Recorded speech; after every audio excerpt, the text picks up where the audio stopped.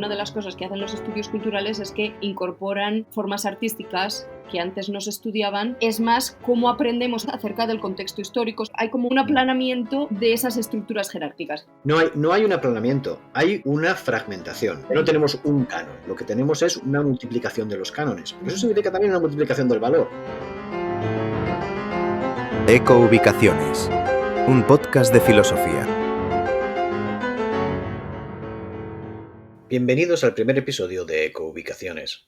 Soy Edu Rodríguez y hoy me acompaña mi amiga Irene Domingo, profesora de Lengua, Historia y Cultura Españolas en la Universidad de San Tomás. Hablamos de revoluciones, sistemas monetarios, Venezuela, las causas que han llevado a Trump al poder, la fragmentación de la izquierda y el auge del populismo, e incluso el fin de los estrellatos literarios, y sobre cómo todo esto está relacionado con la física de sistemas complejos. Partiendo de una conversación sobre el 15M español y utilizando como nexo de unión las teorías del físico estadounidense Yanir Bar-Jam, seguimos una red de relaciones que describen el proceso de fragmentación, destrucción, pero también enriquecimiento en el que el mundo parece haber entrado en las últimas décadas. Empezamos entonces con una pequeña introducción. Pues así, para los propósitos del podcast, soy una amiga de Eduardo, soy una amiga tuya y bueno, soy de Huesca. Toda mi vida viví en Zaragoza y en el año 2008 me vine a los Estados Unidos a estudiar un doctorado sin tener ni idea de lo que era el doctorado y sin tener ni idea de lo que eran los Estados Unidos. Y entonces, al acabar el doctorado, busqué un trabajo aquí y conseguí un trabajo en Minnesota y entonces ahora soy una emigrante profesora de español, de cultura, de literatura en Minnesota. El episodio de hoy habla un poco de sistemas políticos, de revolución, ¿no? Y cómo funciona todo eso. Y empiezo hablando del 15M y de la primavera árabe. ¿Tú el 15M cómo lo recuerdas o cómo fue un poco tu experiencia con todo aquello? Bueno, cuando llegué a los Estados Unidos, que llegué en el 2008, justo el año de la crisis, estaba un poco desconectada de la realidad española. Llegué a los Estados Unidos y me metí absolutamente de pleno en la vida de estudiante graduada, que bueno, no todo el mundo lo vive de la misma manera, pero para mí fue como muy intenso porque a mí me parece que la experiencia subgraduada aquí en los Estados Unidos es mucho más fiestera que la que es en España. Sí, la gente sale de fiesta, pero aquí, sobre todo si estás en una fraternidad, una sororidad, es como mucho más intenso. Entre eso y luego, ese fue el otoño que ganó las elecciones Obama, aquí. Entonces fue como un cambio de atención a los Estados Unidos y creo que no fue hasta más adelante que yo presté atención. A mí me sucedió un poco lo contrario, porque yo volví a España en el 2007.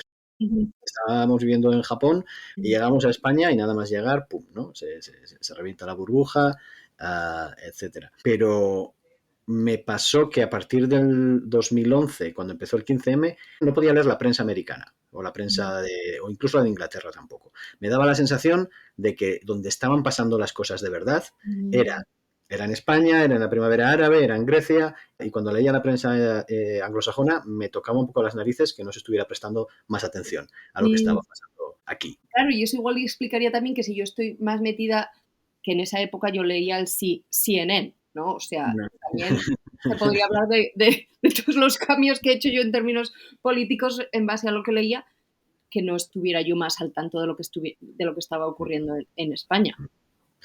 Bueno, yo seguía la política española desde antes del 15M con muchísima impaciencia. Y es que ya en el 2010 veías protestas en Grecia, ¿no? Y había habido protestas en Portugal.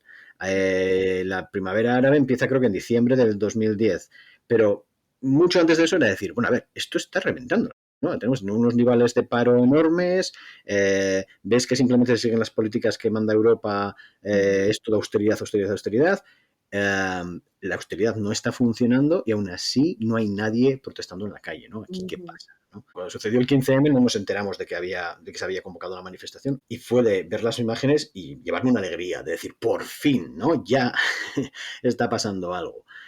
Y me acuerdo cuando fuimos a Sol por primera vez, que se hablaba, ¿no? De vamos a Sol sin consignas, sin banderas, ¿no? Un poco poner el énfasis en la unidad, que es lo que siempre falta en la izquierda. Y llegamos allí y, por supuesto, todo el mundo estaba con su bandera Y en general, ¿no? Empezaba a ver las fracturas desde el primer día, empiezas a ver las líneas por las que esto se va a romper, ¿no? Esa era una de las sensaciones, la sensación de esto está muy guay, pero no parece que vaya a durar mucho. Y la otra era la sensación de, vale, ¿y ahora qué? Vale, ya hemos salido a la calle, ya estamos aquí, ya estamos protestando. Pero ¿esto a dónde va? ¿No? ¿Puede ir a algún sitio? ¿Es que realmente hay alguna opción de acción? ¿No? Participamos en algunas asambleas, estuvimos en el Patio Maravillas, estuvimos en alguna asamblea del barrio, pero de nuevo era, bueno, ¿y estas conversaciones a qué llevan? Uno, ¿a qué llevan? Y dos, qué aburridas, ¿eh? O sea... Sí. Sí, eso lo mencionas en el post. Y claro, yo creo que es un poco el problema de este tipo, el problema, otra vez entre comillas, de este tipo de procesos políticos, que son muestra de un tipo de democracia horizontal, participativa, que funciona muy lentamente, pero luego la pregunta es, ¿esto es lo que nos lleva a un cambio? ¿Puede llevarnos a un cambio sin tener una persona, figura, líder que mueva esto un poco más para adelante? No es solo la capacidad de cambio, ¿no? Es que si estamos hablando de... Bueno, y de hecho los organizadores del 15M era democracia real ya, había mucho énfasis en que hacer una democracia más participativa.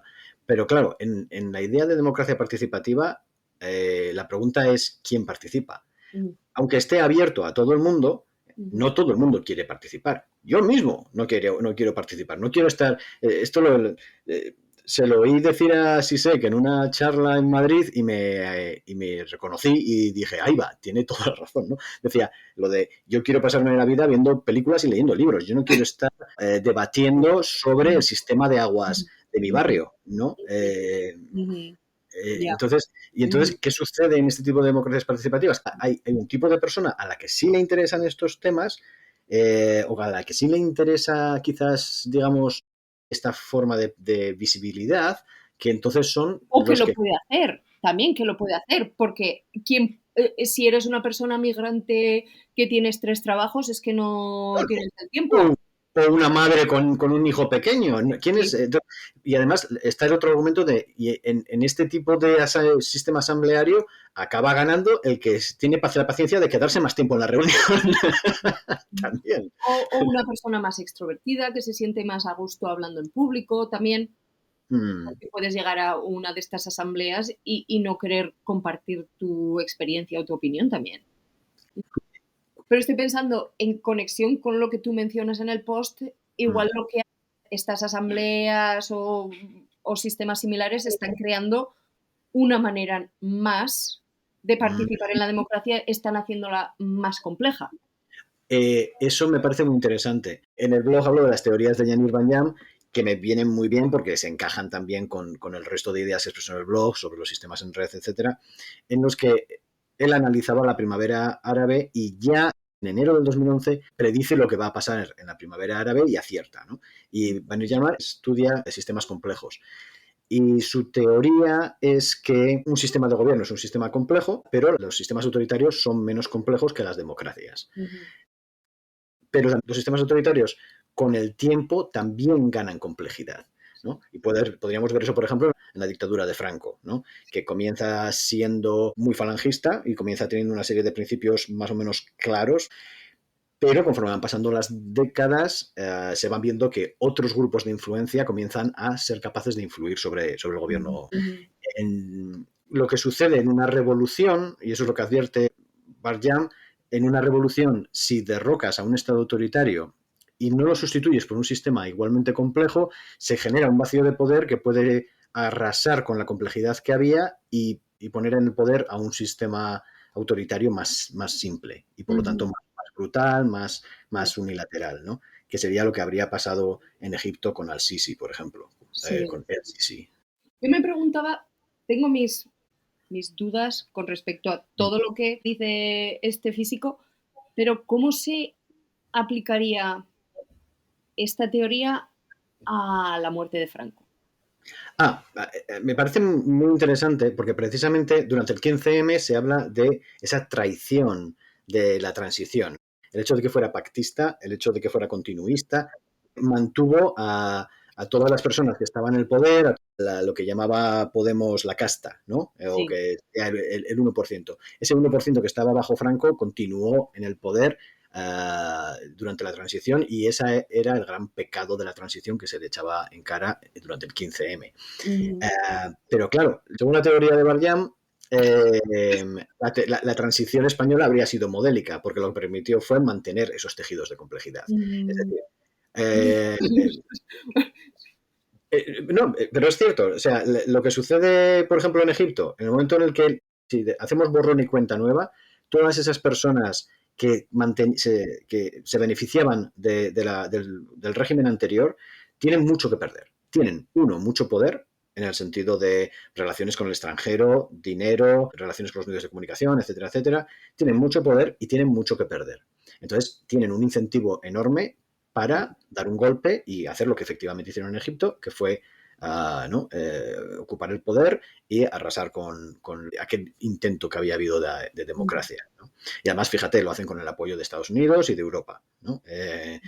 ¿Por qué? Porque esas personas, ese tejido, ¿no? Tiene todas esas conexiones que también son formas de poder, ¿no? Entonces, y fíjate qué pasa durante la transición, porque tienes, digamos, ese continuismo. Pero una de las cosas que hace Felipe González, que no es santo de mi devoción, pero yo creo que algunas cosas hizo que eran... ¿no? Yo solía criticar, por ejemplo, ¿no? la entrada en la OTAN y también un poco la entrada un poco a ciegas en Maastricht, ¿no? Pero eso eran sistemas estabilizantes, eso eran formas de generar nuevas formas de complejidad que permitían luego tomar otras medidas, como una cierta depuración que hubo del ejército. O sea, se estaba intentando mantener la estabilidad a través de el sacrificio de ese mantenimiento de la complejidad. Lo cual no significa que llegados al 2011 digamos, bueno, vale, eso a lo mejor tuvo su sentido en 1976, pero ya va siendo hora de hacer una depuración un poco mayor, por ejemplo, ¿no? O de llevar a ciertas personas ante la justicia, etcétera, etcétera. Sí, el problema que veo yo con la teoría de Barjam es que me parece que presenta la complejidad como sinónimo, bueno, sí, tal y como lo explicas tú, complejidad con sinónimo de democracia. Y entonces creo que habría que preguntarse de qué tipo de democracia está hablando. No, porque también habla de crecimiento de la complejidad en los sistemas autoritarios. Y sí Claro. es verdad que en la medida en la que un sistema es complejo, se vuelve más moderado. Con moderación quiero decir que toma decisiones que favorecen a un mayor número de grupos, no necesariamente a la mayoría o a la mayoría de las personas, ¿no? Pero al haber más grupos de interés, hay también más intereses encontrados. Y eso permite que los intereses de uno sirvan de balance a los intereses de otro. El gran problema con las teorías de la conspiración es que requieren sistemas simples, ¿no? Es esto de, mira, yo qué sé, los extraterrestres están aquí, pero el gobierno nos lo oculta. Y es, vale, y resulta que para que eso sea cierto tienes que tener alineados a todos los medios de comunicación, a todos los políticos, a todas las personas con influencia, bla, bla, bla, bla. Y eso no es creíble, ¿no? Porque, lo dicho, tenemos sistemas de personas con intereses encontrados. Eso es lo que trae la complejidad de interesante, ¿no? Que los sistemas complejos son más estables porque hay todo ese balance de fuerzas, en lugar de estar toda la fuerza en un solo punto, ¿no? Entonces, en el caso de los Estados Unidos, por ejemplo, hoy en día, ¿qué diríamos? ¿Que el sistema es menos complejo? Porque a mí me parece que se está volviendo más autoritario y también es más complejo. Yo creo que me parece a mí que en la teoría falta hablar del sistema económico. El sistema económico también, yo creo que cada vez es más complejo con todos los sistemas de intereses, sobre todo con la llegada del neoliberalismo, porque todas esas fuerzas que las teorías conspiranoicas quieren simplificar quedan ocultas. Y creo que en casos como el de la transición a la democracia en España también es un sistema que se hace más moderado gracias a la llegada o a la inserción de España en todo el sistema económico capitalista europeo. Y creo que eso no está no conozco a este y no me he leído yo la teoría de Barjam, Mm. pero me parece que habría que un poco deslindar o incluir también la cuestión económica. Porque en el Sí. caso del franquismo también fue lo mismo, ¿no? Ese Mm. cambio en los 60 fue también un cambio en términos de ideología económica por parte del régimen. Pero esa ideología económica cambia porque hay grupos de interés en ese momento que presionan sobre el régimen. Estoy seguro de que Franco no tenía grandes opiniones económicas, No. ¿no? Pero había grupos de interés, empresarios que están viajando a Europa, que están haciendo negocios con el resto de Europa, etcétera, etcétera, ¿no? Los Estados Unidos los primeros de todos, que tenían Bueno, intereses en poner bases militares en España. claro, y eso también contribuye a esto. Pero que también son redes de complejidad. O sea, esas relaciones internacionales, por eso decía antes que cuando España se une a Maastricht y cuando se une a la OTAN, de alguna manera eso está ayudando a generar esas redes de estabilidad y de complejidad más allá de las redes locales nativas que puedan entonces estar influenciadas desproporcionadamente por la gente que venía del régimen con poder, fueran militares, fueran la iglesia, fuera simplemente gente con dinero, ¿no? Pero me parece muy interesante lo que has mencionado de la economía, porque claro, por un lado, el propio sistema económico,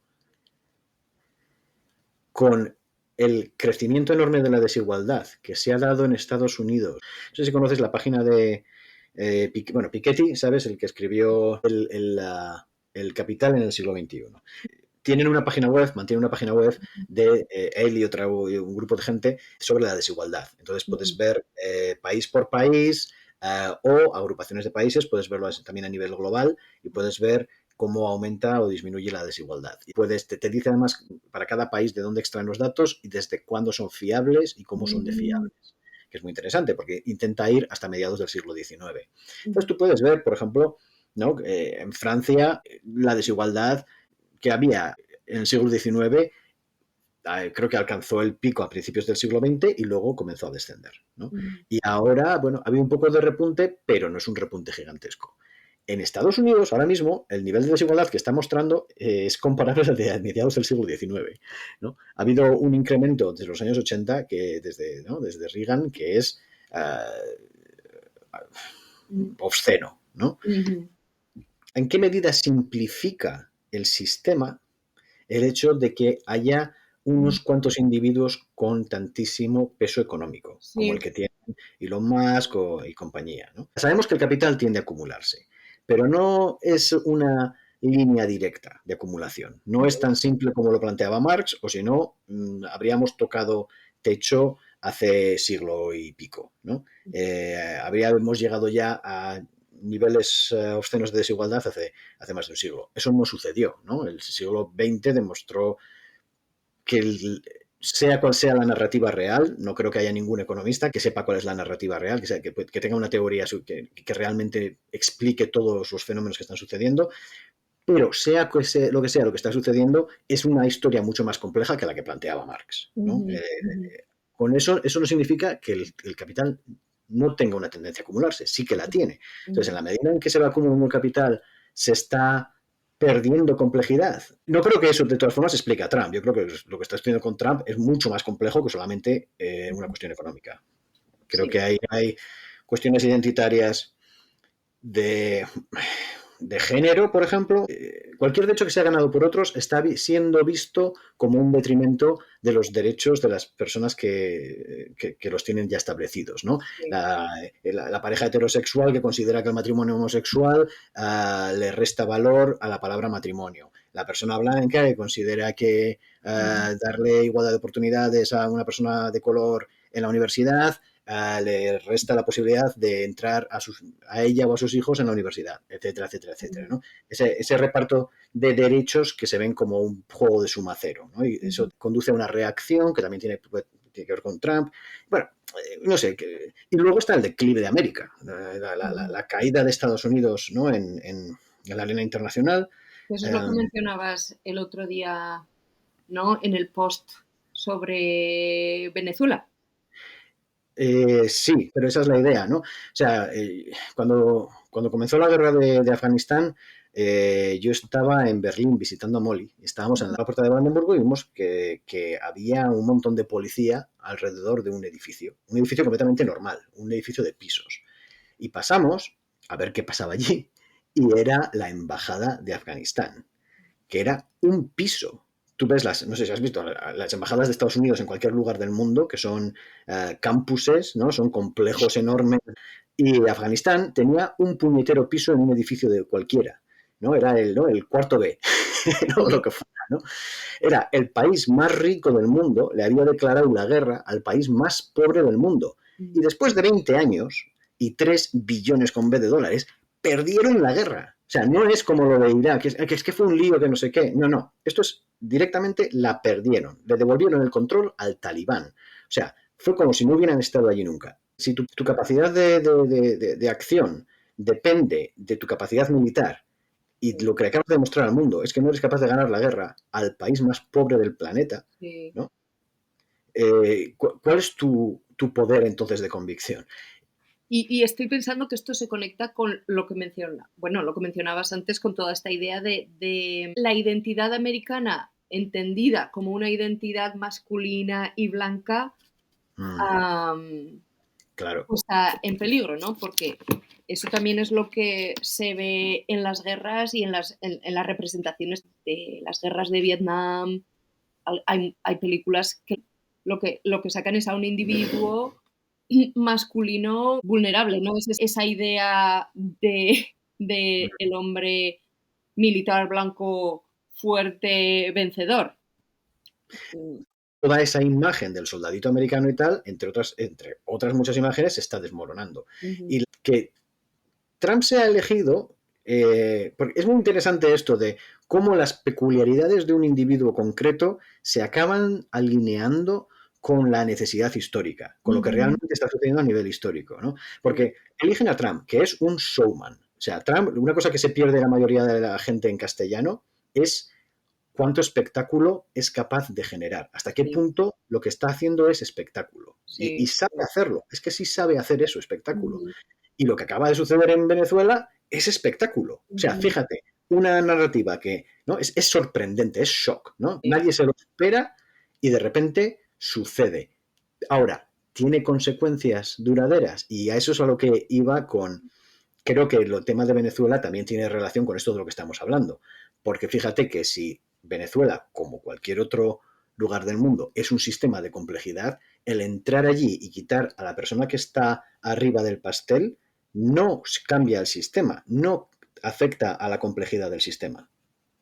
Ese tipo de acciones de Trump, de hacer este tipo de cosas espectaculares, ahora me lanzo una bomba en Irán, pero lanzo una, ¿no? Y destruyo esta planta en la que te digo que es donde están haciendo todo el enriquecimiento nuclear, pero en realidad no lo es, porque al parecer aquella acción no tuvo tampoco consecuencias. Entonces, hace todo este tipo de acciones que son inconsecuentes, pero espectaculares. Creo que se alinea muy bien con la situación global de Estados Unidos, y todavía intentar ladrar, ¿no? Y decir, estamos aquí, somos importantes, cuando en realidad es algo que se ha ido perdiendo, ¿no? Otro ángulo que he leído por ahí, en un Substack, habla de los petrodólares. Y es muy interesante el tema de la MMT, ¿no? De la Modern Monetary Theory. Es que ¿sabes algo de ese tema? Es un poco la idea de que no te tienes que preocupar por el balance fiscal si no hay inflación. Porque al fin y al cabo tú puedes imprimir billetes. Y esta es una teoría que se puso bastante de moda hace unos años en la izquierda norteamericana. Y yo desde el principio cuando la oí me preguntaba, vale, esto funciona en Estados Unidos porque todo el mundo quiere tus dólares, pero esto funciona en un país normal.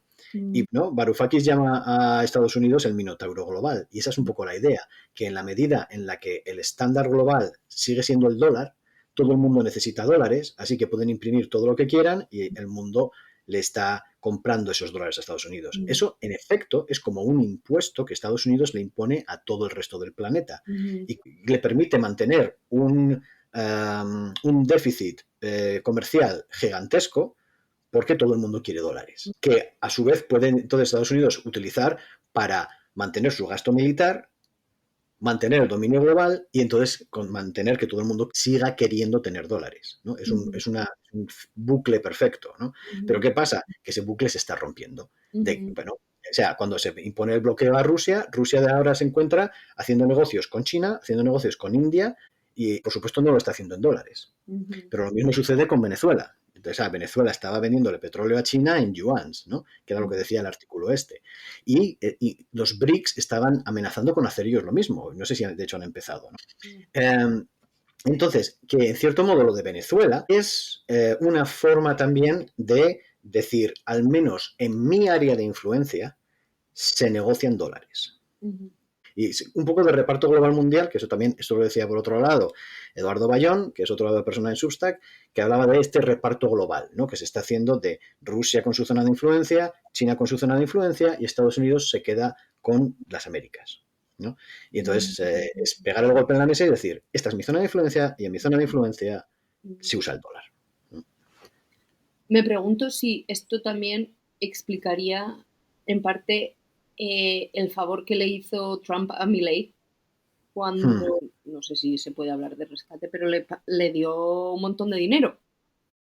Me pregunto si no está también relacionado con como este intento de mantener una esfera de control a través del dólar americano en América Latina. De todos modos, también se está diciendo, otra cosa que he oído, era que Trump estaba harto de ver a Maduro bailando. Que se junta todo un poco. Quiero decir que también estamos aquí hablando de las peculiaridades, ¿no? de personales, ¿no? De la gente. O sea, sí, que está la parte aleatoria de la historia, la parte estúpida de la historia, está la parte que se alinea, ¿no? Y yo creo que al final, volviendo al tema de los sistemas complejos, la gracia es que sí, evidentemente, la parte aleatoria existe, ¿no? Y una persona distinta de Napoleón, pues quizás no habría invadido Rusia en invierno y quizás las cosas habrían ido en otra dirección. La parte aleatoria existe, pero no es todo, ¿no? Tienes una serie de líneas de fuerza que están allí, que son persistentes, ¿no? Estos sistemas complejos en los que tienes intereses distintos que están empujando cada uno en su dirección. Y el resultado de la historia tiende a ser la suma de todos esos. O sea, que la parte aleatoria acaba siendo relevante si se alinea con las fuerzas, ¿no? Funciona en un sistema. La parte aleatoria surge del sistema y funciona dentro de un sistema, no es independiente del sistema. Entonces es eso. Igual, si yo hago algo aleatorio pero que se alinea con el curso histórico, ese algo aleatorio tiene efecto, tiene consecuencias, es duradero. Claro, y si no, acaba siendo absorbido por el resto de la historia. ¿No? Esa es la... No, que iba a decir que en el caso de Trump sería una figura aleatoria, pero que también se debe estudiar por qué Trump ha funcionado en el momento en el que ha funcionado, por qué Trump ha sido elegido 2 veces, porque Trump fue elegido la primera vez, qué es lo que tiene Trump que apela a las personas, a una gran mayoría de personas en Estados Unidos en este momento. Y ahí es donde estábamos hablando de todo esto, ¿no? De esa destrucción del dólar, de la pérdida de hegemonía de Estados Unidos, pero también de estos movimientos de fragmentación del valor de la identidad. De, vale, ya no me basta con personas blancas, etcétera. En el siguiente podcast que voy a grabar hablo de esto mismo, pero en literatura, ¿no? De cómo una obra literaria acaba siendo canon, no acaba siendo canon. Sí. Y en cierto modo, una de las cosas interesantes que está saliendo es que desde el año 2000 solo ha habido una novela literaria entre los más vendidos de Estados Unidos. En 2010 creo que era Libertad de Franzen. Mientras que tú coges, por ejemplo, 1963 y en los top 5 hay 4 obras de ficción literaria.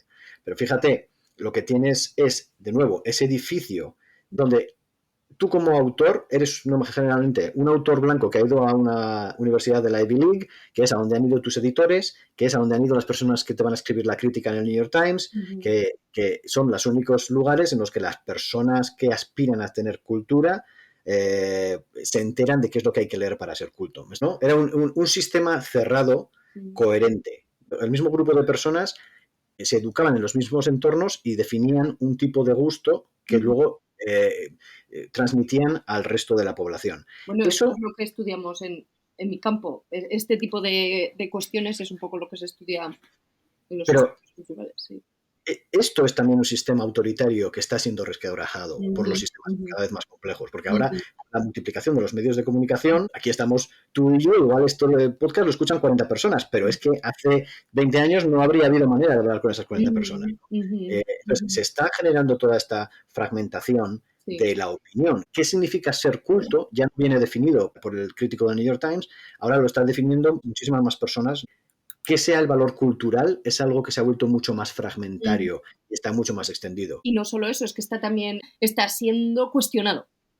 Es que se cuestiona, pero se cuestiona en los medios más populares. O sea, ya no es una cosa niche de los académicos en esta disciplina que cuestionan esto o lo otro, sino que se cuestiona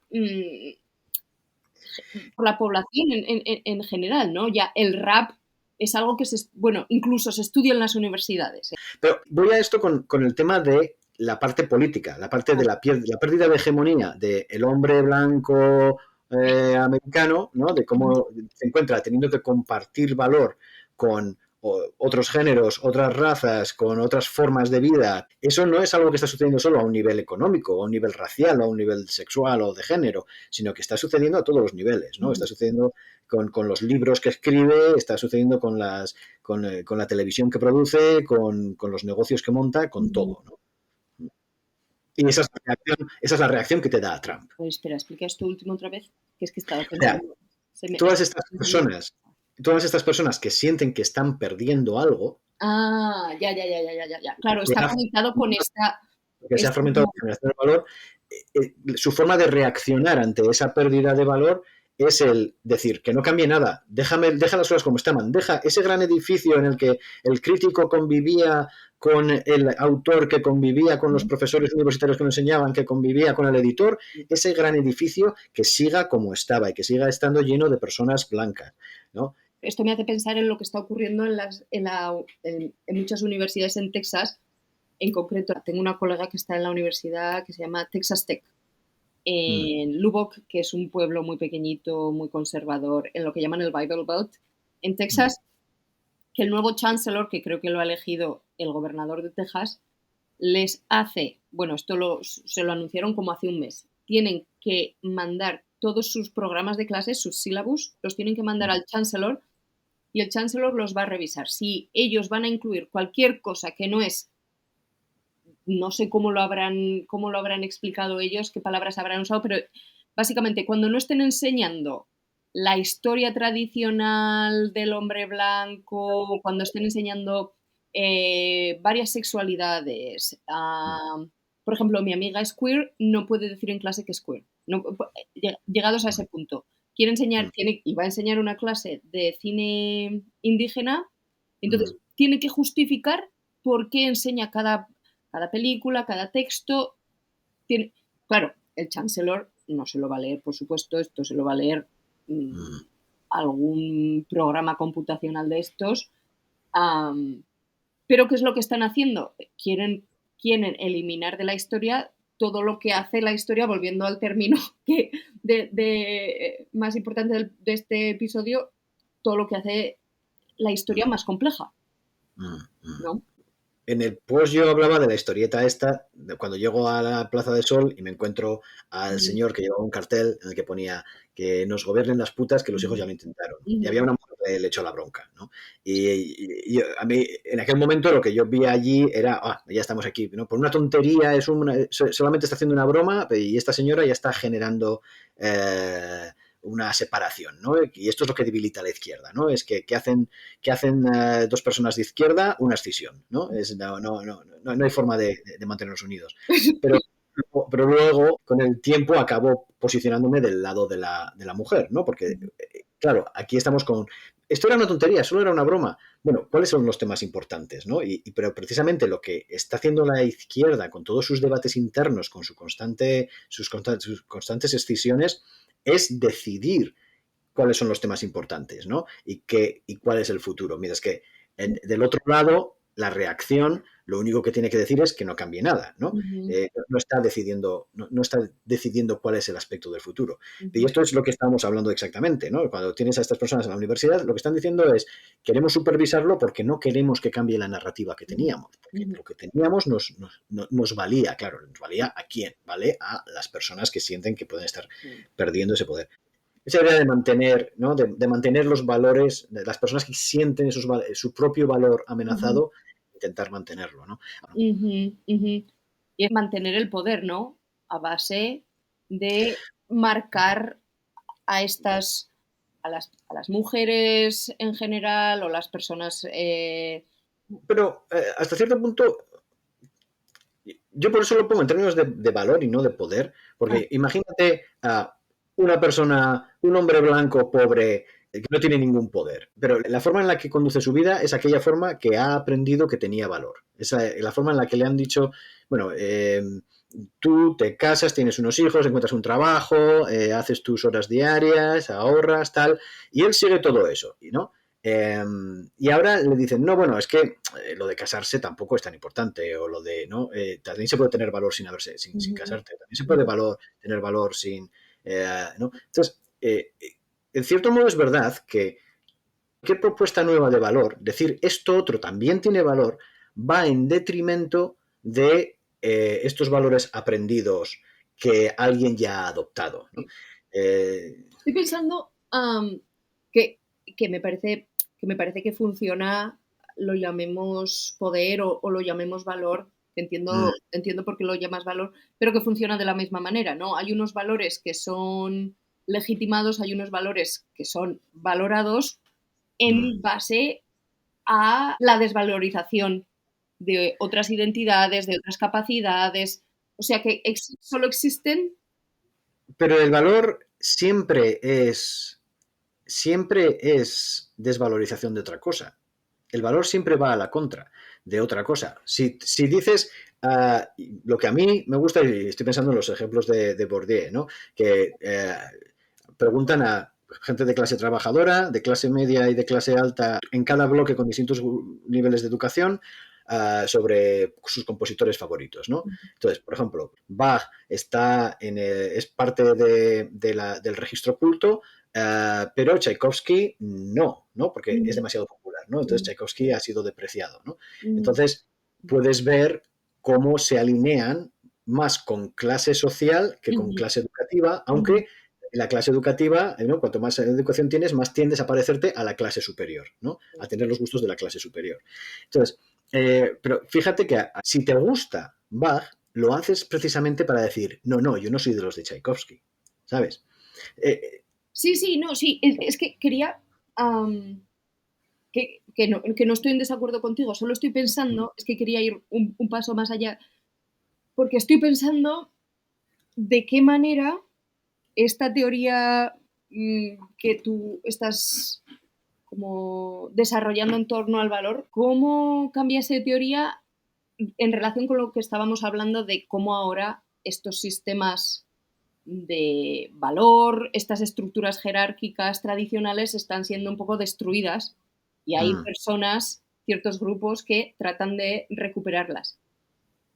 Y cómo estoy pensando en el final del post y mm, cómo hablas de cuando quieres hacer un juicio de gusto que no funciona, que en realidad la cuestión por ejemplo, cuando estás escuchando música contemporánea, no es mm. tanto de me gusta o no me gusta, cuanto de disfrutar y comprender, y que disfrutar y comprender van las dos al unísono. Y cuando lo estaba leyendo estaba pensando, bueno, le voy a preguntar a Eduardo si no se podría también hablar de disfrutar, aprender, comprender, como una triada. Y lo que estaba pensando ahora es si pensar desde esa perspectiva destruye un poco estas jerarquías de valor. Porque entonces Mm, la aproximación a la realidad ya no es tanto a través del valor que te dan mm. las cosas, sino más a través de el disfrute, comprensión, aprendizaje personal. Pero que yo creo que es todo lo mismo. O sea, porque comprensión para mí es conexión. Cuando comprendes algo es cuando eres capaz de conectarlo Sí. con otros elementos. Oye, Y lo compré. Como el aprendizaje, ¿no? También. Exactamente. Ujú. Pero entonces, en el aprendizaje, en todo momento, todo eso que estás conectando, lo estás también ordenando en un orden de valor. Esto era la conversación que tenía con Germán en el podcast anterior, que era, si yo te pregunto qué prefieres, tomarte un café o algo completamente random, como, no sé, saltar los 100 metros valla, tú eres capaz de decirme cuál es el que prefieres. Es decir, de alguna manera, todo, absolutamente todo, todas las posibilidades, no tienes que pensarlo, no tienes que darle vueltas y averiguar y hacer un cálculo para ver qué prefieres, si tomar café o los 100 metros vallas. Todo eso está de alguna manera ya precalculado. Lo has ido aprendiendo conforme aprendías la posibilidad de los 100 metros vallas o como aprendías la posibilidad de tomar café. De alguna manera está ya posicionado. Entonces, establecer conexiones, aprender y mantener jerarquías de valor, creo que va todo unido. Ya.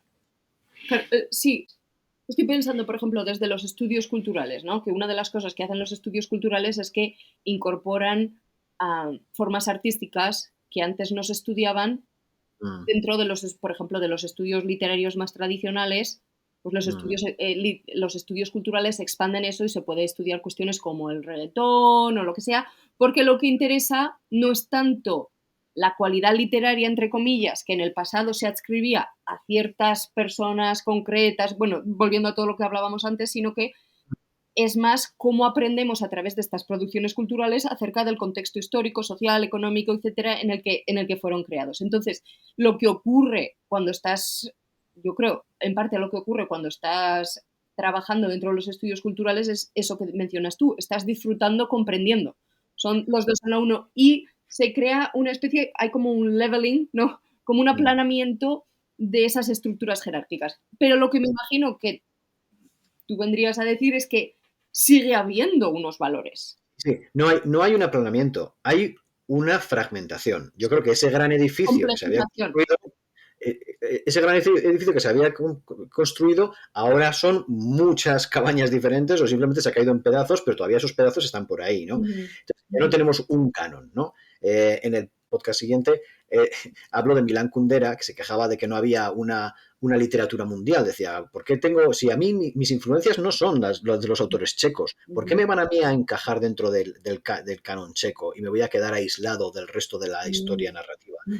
Y la respuesta es, pues señor Kundera, es que no va a haber tampoco un canon mundial. No va a haber ni un canon checo ni un canon mundial. Lo que tenemos es una fragmentación de cánones. Tenemos una multiplicación de los cánones. Pero eso significa también una multiplicación del valor. Eso significa también que ya no es, uno, el privilegio de ciertas personas la de decidir cuál es el canon, ¿no? Sino, dos, ya no son solo un puñado de personas los que entran al canon. El resultado es que no vamos a tener... Yo creo que no va a haber una serie de nombres que hay que leerse y que todo el mundo tiene que haber leído a esta gente para estar al día. Pero en su lugar lo que vamos a tener va a ser una riqueza mucho mayor, un ecosistema mucho más rico de variedad, ¿no? Pero claro que ahí alguien pierde. Milán Kundera pierde. Él quería llegar a estar en el canon, ¿no? Quería estar en la lista de santos que ponemos en los altares. Entonces, si tú dices, no, hay muchos más santos también en otros lados, esos santos que tenían ¿no? que tenían el altar por excelencia, pierden. Y debería haber añadido, votan a Trump o a Vox o a Milei. Esto ha sido Ecoubicaciones. Puedes leer el post número 48 en el que estaba basada esta conversación en ubicaciones.substack.com. Nos vemos de nuevo dentro de 2 semanas.